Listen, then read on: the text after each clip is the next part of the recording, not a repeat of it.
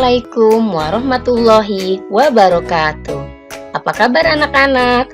Hari ini kita ketemu lagi dalam pelajaran IPS. Materi yang akan kita pelajari hari ini yaitu tentang pasar dan harga. Adapun tujuan pembelajaran kita hari ini adalah sebagai berikut.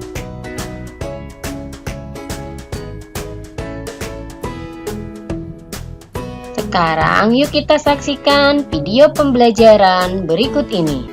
Sebelum kita belajar pengertian pasar, silakan kalian amati beberapa gambar pasar berikut ini.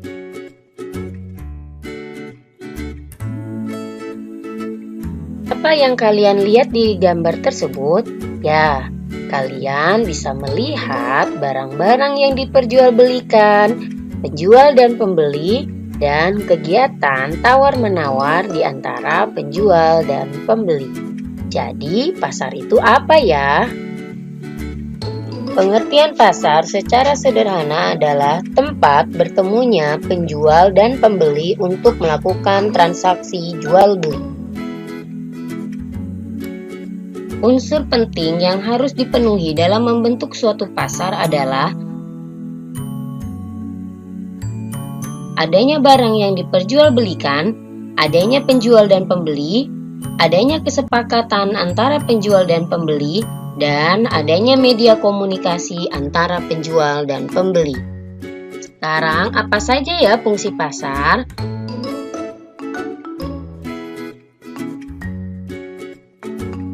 Fungsi pasar yang pertama adalah fungsi distribusi.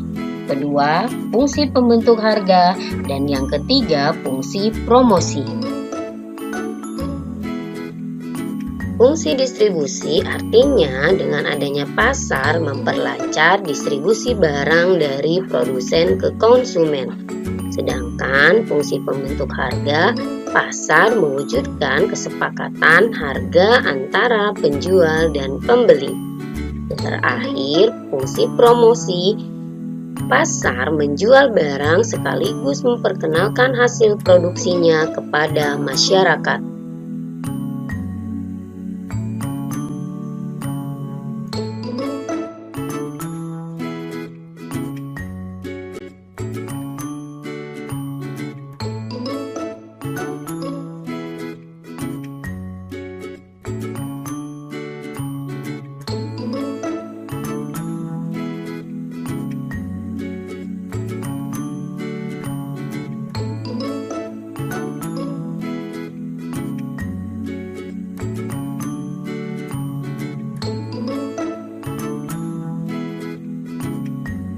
Sekarang, yuk kita pelajari macam-macam pasar berikut ini. Macam-macam pasar dibedakan menurut wujudnya, jenis barang yang diperdagangkan, luas jaringan distribusi, waktu penyelenggaraan, dan organisasi atau strukturnya. Macam-macam pasar menurut wujudnya dibagi menjadi dua, yaitu pasar konkret dan pasar abstrak.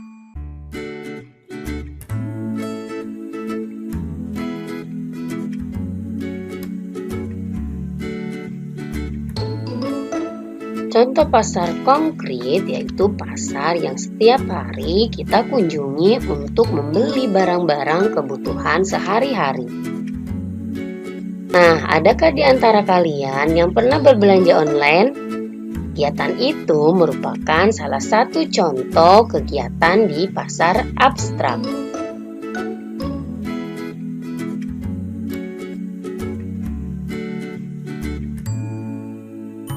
Macam-macam pasar menurut jenis barang yang diperdagangkan ada dua, yaitu pasar barang konsumsi dan pasar barang produksi.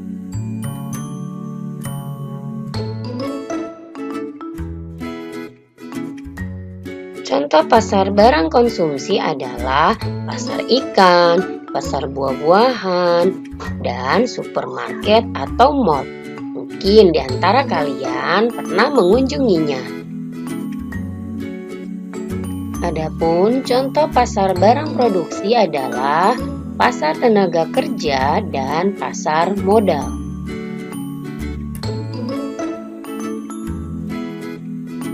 Macam-macam pasar menurut luas jangkauan distribusi dibagi menjadi pasar setempat, pasar nasional, pasar regional, dan pasar internasional. Pasar setempat adalah pasar yang digunakan oleh masyarakat di wilayah sekitar dan melibatkan penjual dan pembeli di sekitar daerah tersebut. Contohnya, Pasar Klewer di Solo atau Pasar Beringharjo di Yogyakarta. Pasar nasional adalah pasar yang cakupan pembelinya dalam wilayah suatu negara.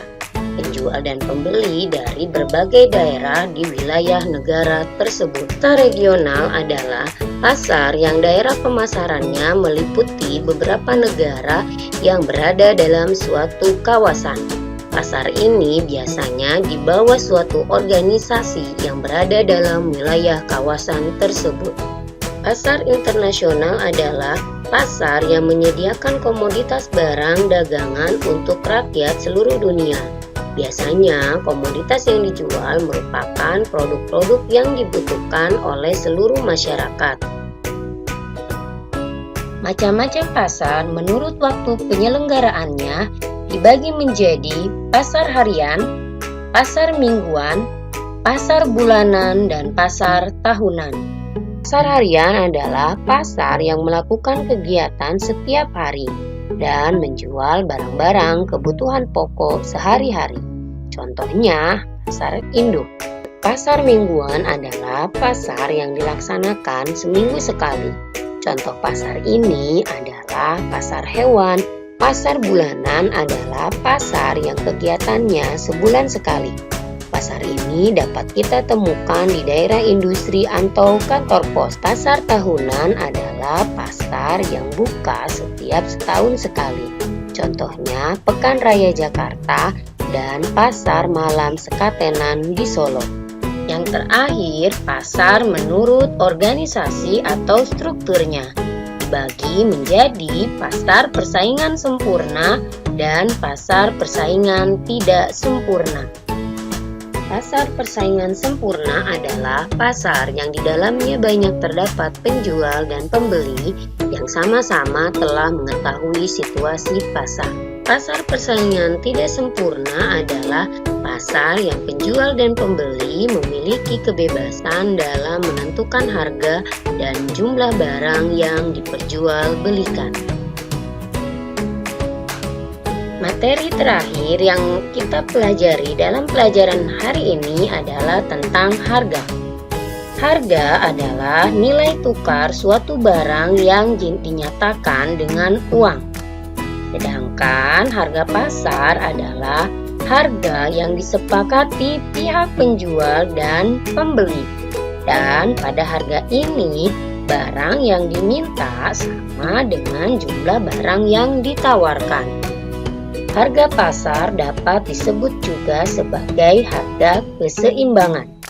Terbentuknya harga pasar ini melalui proses tawar-menawar terlebih dahulu antara penjual dan pembeli.